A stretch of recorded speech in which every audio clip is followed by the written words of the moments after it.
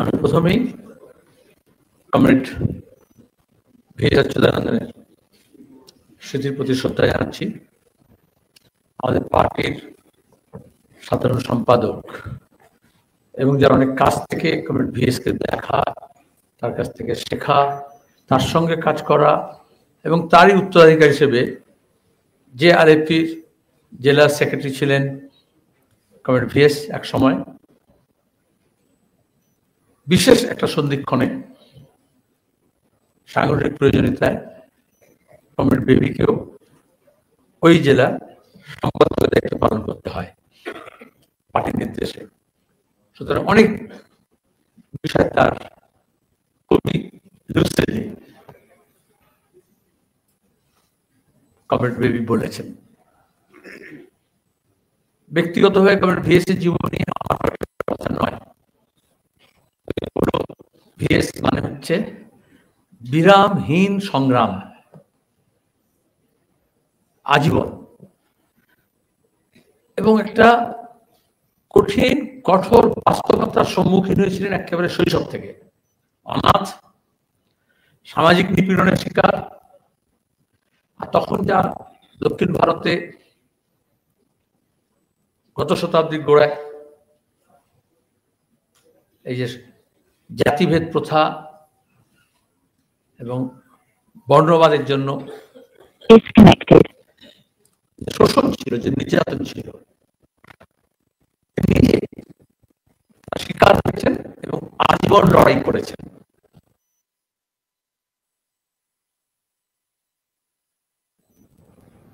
দুটোকেই তিনি প্রত্যক্ষ করেছিলেন। আপোষহীন, তিনি ছিলেন আপোষহীন যোদ্ধা। প্রায় 3 দশক একটু বেশি তাকে দেখার সুযোগ হয়েছিল যখন 90-এর দশক থেকে পার্টি কেন্দ্রে কাজ করি। কেরালায় গিয়ে জনসমাবেশে দেখা গেছে। আমার এখনো মনে আছে, মজা করে বলতাম, আমাকে একদিন বুদ্ধদা বললেন যে তুমি এত হাত পানের বক্তৃতা করো কেন? বললাম, আমি যে ব্যাকগ্রাউন্ড থেকে এসেছি, তখন ভিএসএফ এর গল্প জানতাম না, দেখেছিলাম বক্তৃতা করতে আর কি, পপুলার বক্তৃতা। কিন্তু এখানে খেটে খাওয়া মানুষের ট্রেড ইউনিয়ন লিডার্স যারা গেট মিটিং করতো, তাদের কাছ থেকে শিখেছিলাম যে শব্দ উচ্চারণ করলেই যে মানুষকে তুমি বলছো সে সেটা উপলব্ধি করতে পারে না, তোমাকে ডেমনস্ট্রেট করতে হয়। তখন তো অডিও ভিজুয়ালের যুগ ছিল না। তো আমার যারা রাজনীতিক গুরু ছিলেন তিনি শিখিয়েছিলেন যে তুমি যদি বলো এত কোটি, ইউনিভার্সিটিতে তোমরা পড়েছো, কলেজে স্কুলে এসে বুঝতে পারবে এত কোটি মানে কি। কিন্তু যে 100 পর্যন্ত গুনতে পারেনি সে তুমি বলে দিলে এত কোটি, তাহলে বুঝে মিলিয়ন। তো তখন বুঝলেন যে হাতটা দিয়ে তবে বলতে হবে যে এত, কতটা পরিমাণ, তোমার হাতটার মধ্যে দেখাতে হবে যে কত দুর্নীতিটা কি পরিমাণ হচ্ছে। আমি বললাম পাহাড় প্রমাণ। তো যে পাহাড় দেখেনি সে, তাকে তুমি পাহাড় প্রমাণ কি বলছো? তো তাকে যে অনেকটা উঁচু সেটা হাত দিয়ে দেখাতে হবে। তাই বুদ্ধকে মজা করেছে, আমাকে বলেছিল।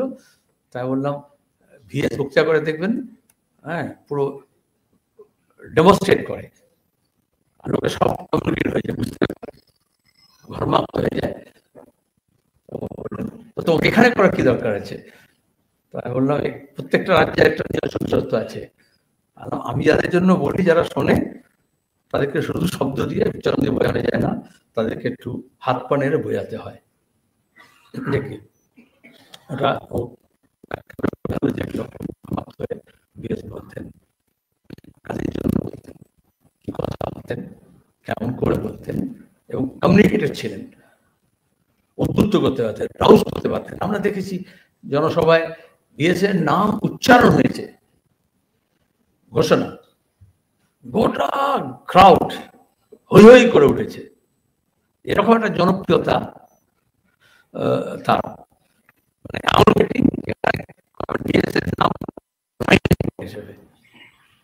অথচ পিপলস ডিমান্ডে তাকে ডাকা হয়েছে। আর গোটা জনগণ উত্তেজিত হয়ে শুধু তাকে অ্যাপ্লজের মধ্যে দিয়ে বুঝিয়ে দিল যে তাকে বক্তা তালিকা রাখাটা হয়নি, এটা ঠিক না, কিচ্ছু কাউকে বলতে হয়নি। যেটা বলে যে দাঁড়িয়ে বেবি লেখা বেরিয়েছে গণশক্তিতে, তার আগে অনেকগুলো লেখালেখি বেরিয়েছে, সেখানে আছে। আসলে কি জ্বালা বিষে বুঝিবে সে কিসে, কবু আসি বিষে দংশে নিজারে। তা তিনি আসলে এই দংশনটা পেয়েছিলেন তার জীবনে শৈশবে এবং আশৈশব, জীবনের শেষ দিন পর্যন্ত তার যে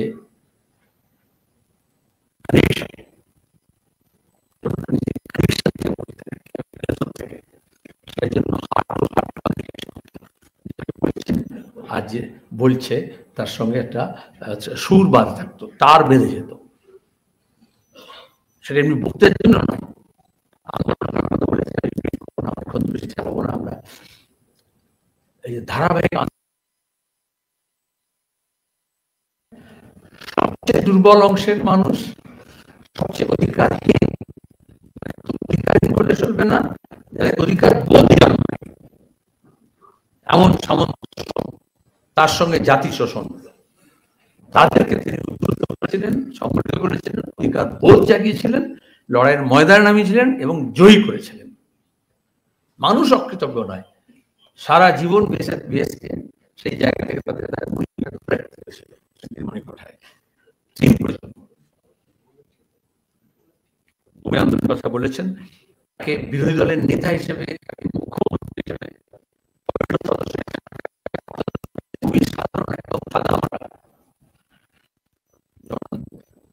সেন্ট্রাল কমিটি মিটিংয়ে বসতেন বা এমনি যখন দেখা সাক্ষাৎ হতো,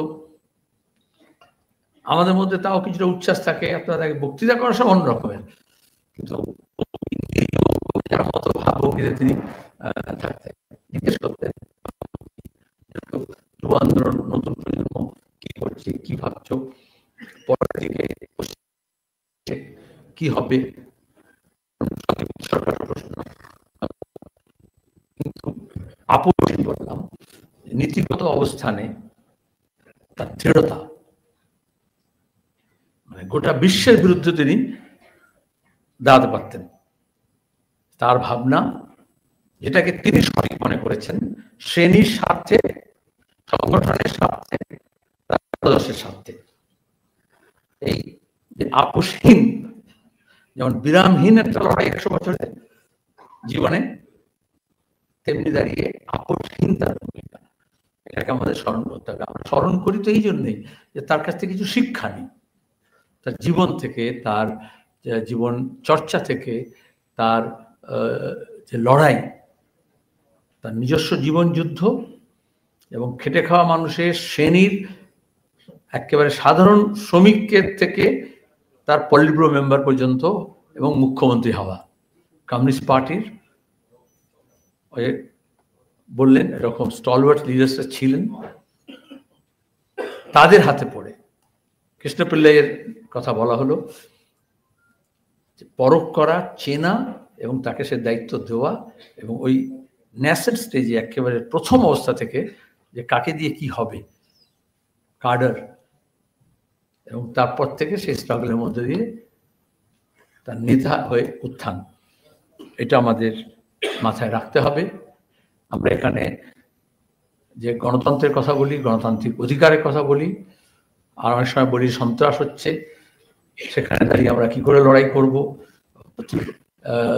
তোমার গিয়ে প্রতিকূল অবস্থা, তাহলে সাম্রাজ্যবাদী শোষণের বিরুদ্ধে লড়াই, সামন্তবাদী শোষণের বিরুদ্ধে লড়াই, এবং এই জাতিগত যে শোষণ নির্যাতন তার বিরুদ্ধে লড়াই। এত বড় সংগঠন ছিল না, আজকে কেরালায় যা আছে, যত লোকজন যা, শুধু ছিল না একেবারে প্রারম্ভিক পর্বে কমিউনিস্ট পার্টির গঠনের সময় থেকে।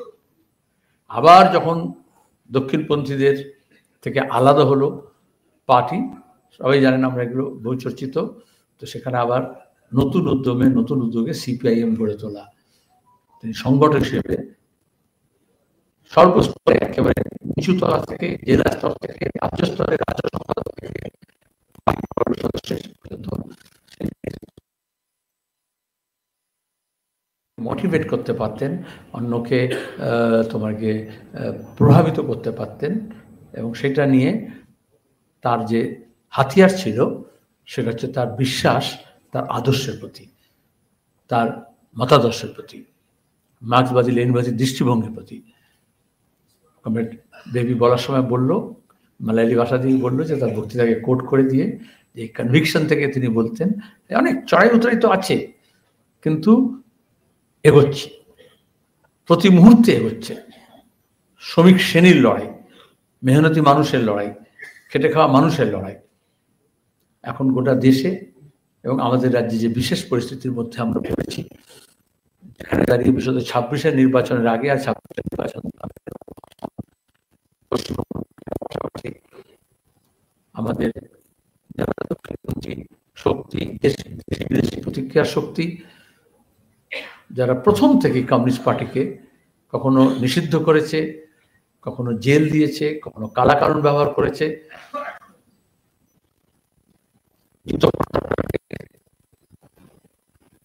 এম.এস. নমিত্বাদ নেতৃত্বে সরকারকে ভেঙেছে, ভেতর থেকে বাইরে থেকে আক্রমণ করেছে। তারা আজকে আমাদের দেশে যে দক্ষিণপন্থা হয়েছে সেটা ধরে রাখার চেষ্টা করতে চাইছে। আর দক্ষিণপন্থীরা অনেক বেশি মরিয়া, তারা কিছুতেই যাতে এই শ্রেণী মানুষ ঐক্যবদ্ধ হয়ে তার অধিকার যাতে ফিরিয়ে না, ছিনিয়ে না নেয়, তার জন্য তারা সচেষ্ট। প্রতিদিন আপনারা দেখছেন কিভাবে হচ্ছে নাগরিক অধিকার, ভোটাধিকার কেড়ে নেওয়ার চেষ্টা করা হচ্ছে।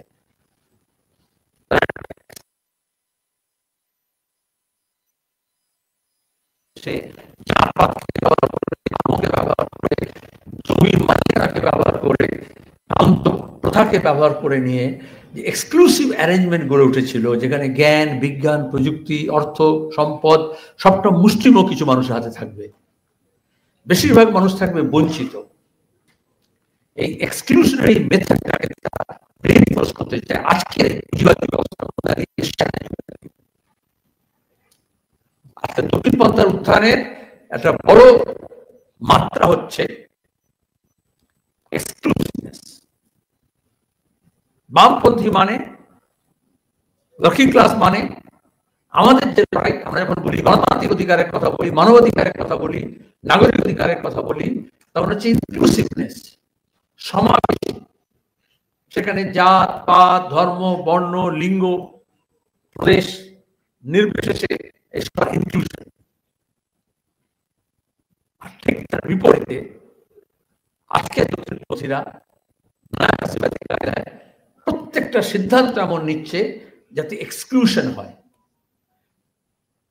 বাইরে করা হয়। আজকে যখন বলে এই যে এসআইআর নামে যা বলছে, যে বিতরণের নামে যা বলছে, পুশব্যাকের নামে যা বলছে,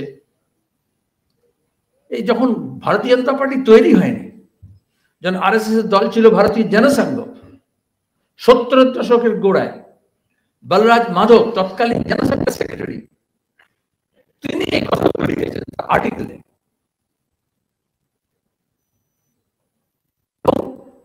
এখন আরএসএস যা করছে সেটা তার থেকে আলাদা না, ট্রান্সফরমেশন হয়েছে, তার খোলস পাল্টেছে, জনসংঘ থেকে বিজেপি তৈরি হয়েছে, কিন্তু তার যে কোর আইডিয়া, তার যে কোর সিলেবাস, তার যে কোর ইডিওলজি, সেটা হচ্ছে না। আপাত দৃষ্টিতে প্যারাটাল করা মনে করছে। আর মিডিয়া, সোশ্যাল মিডিয়াকে আমরা ব্যবহার করেছি, যা করবে মনে হচ্ছে একদম মাস্টার স্ট্রোক করছে। যখন জিএসটি ইন্ট্রোডিউস করলো, ওয়ান নেশন ওয়ান ট্যাক্স, তখন এই বড় লাইন করে লিখে দিয়েছে, ব্যানার হেডলাইন 8 কলমের, ওয়ান নেশন ওয়ান ট্যাক্স।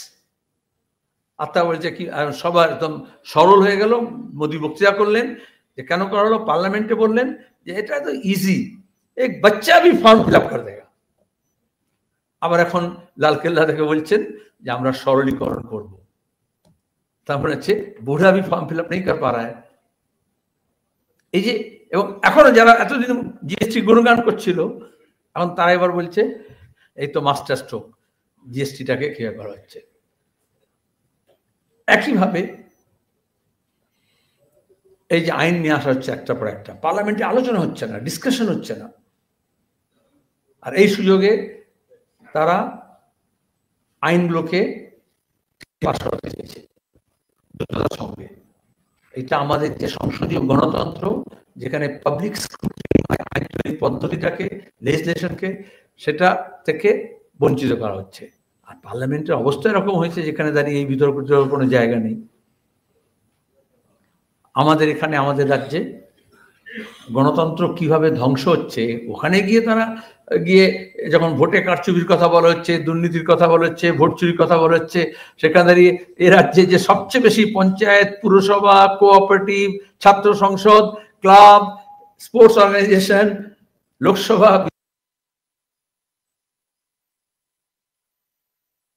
তাই আবার ওখানে গিয়ে গলা মেলাচ্ছে। যেরকম হয় আজকাল কলকাতা শহরে যারা আছেন তারা জানেন এরকম যে পকেট মাররা যখন ওঠে তখন গ্যাং বানিয়ে ওঠে, আর যখন পকেট মার কিছু ধরা পড়ে যায় একত্রিশটাই, তখন দেখা যাবে সেই গ্যাংয়ের কিছু লোকজন আছে তারাও তখন জনগণ হয়ে গিয়ে পকেট মার বলে ঠিক আছে দাদা বলে ধরে ধরে কলার টলার ধরে আমি নামিয়ে দিয়ে যাচ্ছি। আর যারা অফিস গোয়ার অন্য কাজে যাচ্ছে অত ঝুট জামালে কেন যাবে, বাকি ছিল 1 ঘা, পুলিশ ছিল 18 ঘা, সুতরাং ওর বলে আমরাই নিয়ে যাচ্ছি, তারপর একটু দূরে ওটাকে নিয়ে গিয়ে একটা যে কোনো গলির মুখে নিয়ে গিয়ে চলে যায়। তো ওই রকম দেখা যাচ্ছে যে ডাউন হারবার মডেল করে সবচেয়ে বেশি ভোট লুট করেছিল সেই দিল্লিতে গিয়ে বলছে হ্যাঁ আমি ভোট চুরির বিরুদ্ধে এবং কারচুপির বিরুদ্ধে। আর মিডিয়ার রকম আছে, আমাদের কাজ হচ্ছে প্রত্যেকে নিজস্ব অভিজ্ঞতা আছে, নির্বাচন কর্মী হিসেবে, ভোটদাতা হিসেবে, পোলিং এজেন্ট হিসেবে, প্রিসাইডিং অফিসার হিসেবে, সাধারণ একজন নাগরিক হিসেবে আমাদের এগুলো ফ্লার্ট করা উচিত। যদি সবাই নিজের অভিজ্ঞতাই শুধু লেখে যে ভোট মানে কি দেখেছিল, কি হয়েছিল, তাহলে হচ্ছে এই যে ইন্ডাস্ট্রিয়াল স্কেল যে কথা বলা হচ্ছে রিগিং এর, তার ফ্যাক্টরিটার পশ্চিমবঙ্গের চরিত্রটা উন্মোচিত হবে। আর শাসক শ্রেণী মানে কি এটা বোঝা যায়, নির্বাচন কমিশন, রাজ্যের হোক, দেশের হোক, পুলিশি ব্যবস্থা, সিভিল অ্যাডমিনিস্ট্রেশন গ্যাং আপ হয়ে যায়, তখন তার কোনো নিউট্রালিটি থাকে না। দক্ষিণপন্থীদের এই উত্থানের একটা বড় জায়গা হচ্ছে যে তারা যে সাংবিধানিক যে প্রতিষ্ঠানগুলো আছে, আমরা যখন প্রথম এসেছিল বিজেপি আরএসএস তখনই বলেছিলাম যে বিভিন্ন যে শাখা আছে সরকারের, বিভিন্ন যে প্রতিষ্ঠান আছে,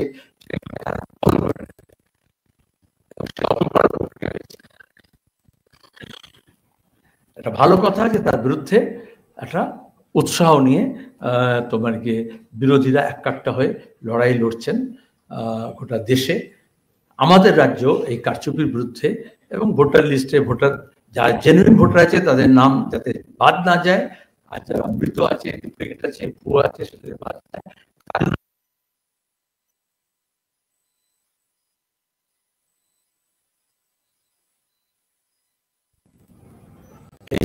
ভাষা নিয়ে কথা হচ্ছে বলে বাংলা ভাষাকে রক্ষা করবো বলে আন্দোলন করবে কারমাইকেল হোস্টেল, এখান থেকে একটু দূরে শিয়ালদায় ঐতিহ্যশালী হোস্টেল, গোটা ক্যালকাটা ইউনিভার্সিটির নিজস্ব হোস্টেল, মুসলমানদের জন্যই হস্টেল। এরকম আর অনেকগুলো ছিল বুয়ালি হোস্টেলের মতো, আন্ডারগ্রাজুয়েটের জন্য ছিল, ওটা ইউনিভার্সিটির আন্ডারে। ইনসিডেন্টলি আমার দাদা এক সময় ওটার ডেপুটি সুপারিনটেন্ডেন্ট ছিলেন। যাকে সেটা বড় কথা নয়। রাত্রেবেলা ওখানে এই বাংলা ভাষায় কথা বলছে মানে রোহিঙ্গিয়া, এবং এখনো সোশ্যাল মিডিয়ায় চাই চলছে বাংলাদেশি এইসব ছিল বলে তাদের উপর আক্রমণ হয়েছে। আর পুলিশ উল্টে ছাত্রদের শাসাচ্ছে, নাম দিয়ে, মস্তানের নাম দিয়ে অভিযোগ করা হয়েছে, কিন্তু পুলিশ তার বিরুদ্ধে কোনো ব্যবস্থা নেই, তার উল্টে হচ্ছে তোমার গিয়ে ছাত্রদেরকে সঙ্গে মিসবিহেভ করেছে। গতকাল দেখেছেন সংখ্যালঘু সংগঠনগুলো ছিল, তার মধ্যে নওশাদ সিদ্দিকীও ছিল, কিন্তু মমতা ব্যানার্জি বলে দিয়েছে যে ওয়াকফ নিয়ে আমি বলবো, কেউ বলবে না। যেমন সিএ সময় বলেছিল সিএ নিয়ে আমি বলবো। মুসলমানদের ব্যাপারে, সংখ্যালঘুদের ব্যাপারে এটাকে হিন্দিতে বলে ইজারাদারি, মানে ইজারা নিয়েছেন, বাংলা ব্যবহার করি আমরা, হ্যাঁ হ্যাঁ লিজ দেয় না, ইজারা, ইজারা নেয়। হ্যাঁ, তো উনি চেয়েছেন পশ্চিমবঙ্গে গণতান্ত্রিক অধিকার তো সাধারণত কেড়েছেনই, তো আদিবাসী, তপশিলি, মহিলা, সংখ্যালঘু, সবচেয়ে দুর্বল অংশ, সবচেয়ে প্রান্তিক অংশ, সবচেয়ে নির্যাতিত অংশ, তিনি মনে করছেন তার ঠিক উনি নিয়েছে, আর কেউ কিছু বলতে পারবে না। আর কিছু বললেই তাকে গ্রেপ্তার করো, নির্যাতন করো, পুলিশকে লেলিয়ে দাও। প্রতিদিন বিকাশ ভবনে যে ছাত্ররা ভর্তির দাবিতেই যাক, আর শিক্ষকরা চাকরির দাবিতেই যাক, যারা মাইনে পাচ্ছে না পার্ট টাইমার বা বিভিন্ন স্কিমে ওয়ার্কার তারাই যাক, শুধু পুলিশকে, যেটা পুলিশ স্টেট, হোম মিনিস্টার দিল্লিতে বসে, আর আমাদের এখানে মুখ্যমন্ত্রী যে নিজে হোম মিনিস্টার বটে, এটা পুলিশ স্টেট তৈরি করতে চাইছেন, সফট স্টেটকে হার্ড স্টেট করতে চাইছেন। ফাঁসিবাদে যাওয়ার রাস্তায় এটা গুরুত্বপূর্ণ একটা পদক্ষেপ, যেখানে সফট স্টেটকে হার্ড স্টেট করার চেষ্টা করা হচ্ছে। আর এখানেই আমাদের লড়াইয়ের প্রয়োজন, যেখানে খেটে খাওয়া মানুষ, মেহনতি মানুষকে একটা করে অধিকারটাকে, আমাদের যা অর্জিত অধিকার আছে তা রক্ষা করতে হবে। প্রতিবাদ করার, সংগঠিত হওয়ার, আন্দোলন করার অধিকারকে ছিনিয়ে রাখতে হবে, এবং সে কাজে আমাদের আত্মনিয়োগ করতে হবে। তার পাশাপাশি একটি ঘটনা আছে, এই বলি, কেরালা যেহেতু বেবি ছিল বলে, এই হচ্ছে কেরালা প্রশাসন। আমরা খবর পেলাম আমাদের 16 বিঘা মহেশতলায় বাচ্চা মেয়ে, এখানে তো কাজ নেই, পরিযায়ী হয়ে যায়, বিভিন্ন রাজ্যে যাচ্ছে। কেরালায় খুব রেয়ার ঘটনা সেটা, কিন্তু এখানে শোনা হলো যে তাকে ধর্ষণ করা হয়েছে। 17 বছরের একটি বালিকা, ওখানে কোনো একটা মলে বা শপে কাজ করতো। তার পরিবার বলে সে নিখোঁজ, সে পুলিশকে বলে, তারপর পুলিশই জানায় যে পাওয়া গিয়েছে, কিন্তু অভিযোগ হচ্ছে তাকে ধর্ষণ করা হয়েছে। আমরা এখানে বেবি কথা বলে হোম মিনিস্টারের সঙ্গে সঙ্গে ওরা পরিবারের কাছ থেকে আমরা জানতে পারি, এবং পুলিশ তারপরে খবর দেয় যে একজনকে ধরা হয়েছে, তারপরে তার সূত্র ধরে অন্যদেরকে ধরা হয়েছে। প্রথমে বলে ট্রেস্ট, যাকে খুঁজে পাওয়া যাচ্ছে না, তারপরে ট্রেস করার পরে যখন জানা হয় তার কাছ থেকেই জানে, তারপরে তার অ্যাকোয়েন্টেডই ছিল, তাকে ধরেছে, এবং বাকি যারা আবসকন্ডিং আছে যাকে, তাকে ধরার চেষ্টা করছে। আমি এটা বললাম এই জন্যই যে অন্য জায়গায় বলা হয় পরিযায়ী শ্রমিক, বিদেশি, রোহিঙ্গিয়া, বাংলাদেশের নাগরিক, আর কেরালায় তাকে বলা হয় হোস্ট স্টেট, এবং ওরা হচ্ছে গেস্ট ওয়ার্কার। সেখানে দাঁড়িয়ে অঘটন যদি ঘটেও, তাহলে ডিনায়াল মোড না, না না এরকম কিছু ঘটেনি, না এরকম ঘটে না, তা নয়। সেটা কমরেড বেবিকেই, শশী পি শশী, আমাদের সেও প্রাক্তন যুব নেতা ছিল, home minister, I was referring to that incident. Pradeep Kumar is the secretary, কালিকাটের জেলা, সেও রবীন্দ্র জানে, আমাদের সঙ্গে যুব নেতা ছিল, এখন পার্টি জেলা সেক্রেটারি। তার সঙ্গে আমার কথা হয়, ও বলে যেটা সাহায্য করা হবে, পরিবারের লোকজন তারা যাবে। একটা এই জন্য বলা হলো, যারা এখানে কিছু ঘটলে তৎপর হয় না, যেহেতু ডায়মন্ড হারবার মডেল আর ডায়মন্ড হারবার আছে, অমনি একদম পুলিশকে দিয়ে পরিবারকে ধরে নিয়ে গিয়ে প্লেনের টিকিট কেটে কি করতে হবে, একে পাঠাতে হবে, ব্যাপক রাজ্য সরকার, পুলিশ প্রশাসন সক্রিয় হয়ে উঠেছে, যেটা পাওয়া গেছে। দেখো আমাদের রাজ্যে শুধু হয় না, সর্বত্র হয়।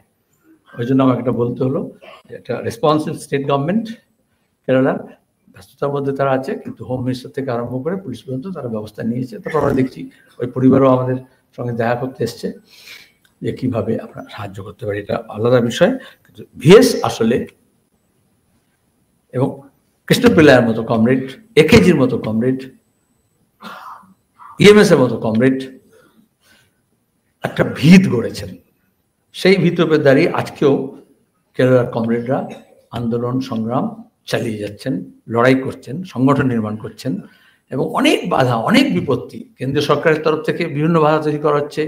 আরএসএস এর সঙ্গে প্রতিদিন লড়াই করতে হচ্ছে, মুসলিম সাম্প্রদায়িক শক্তির সঙ্গে সেখানে লড়াই করতে হচ্ছে, তার সঙ্গে দাঁড়িয়ে কংগ্রেসের নেতৃত্বে ইউডিএফ আছে, তার উপর দাঁড়িয়েও তারা লড়াই করছে।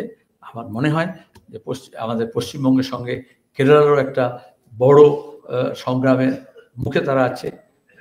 ভিএসএ ধারাকে অব্যাহত রেখে কেরালায় তারা নতুন করে আবার নতুন উদ্যমে সেই লড়াইয়ে তারা সামিল হবেন এবং জয়ী হবেন।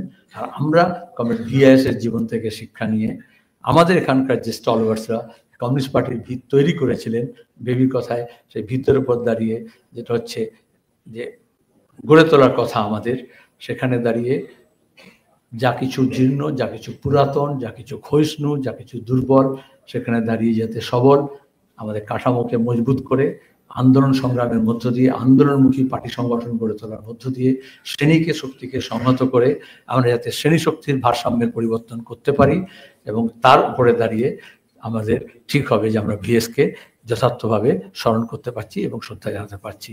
এ কথা বলে কমরেড ভিএস এর স্মৃতির প্রতি শ্রদ্ধা জানিয়ে তাকে কমরেড ভিএস অচ্যুতানন্দন লাল সালাম, কমরেড ভিএস অমর রাহে।